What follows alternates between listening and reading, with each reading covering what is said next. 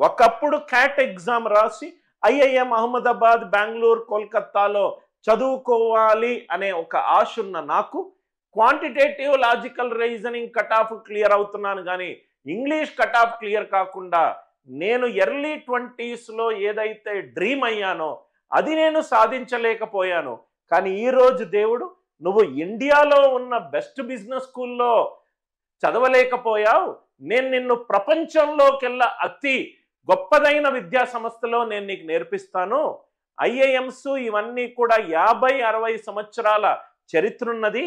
నువ్వు 50-60 సంవత్సరాల చరిత్ర ఉన్న స్కూల్లో, బిజినెస్ స్కూల్లో ఒక ప్రోగ్రాం చేయకూడదు.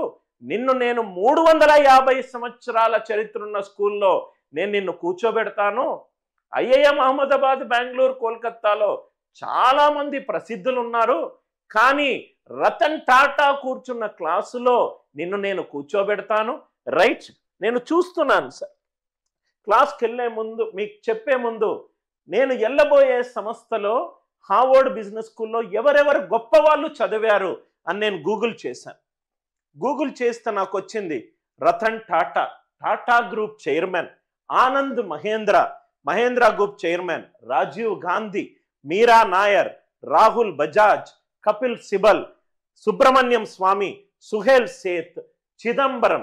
రైట్, ఈ లిస్ట్ చాలా ఉంది.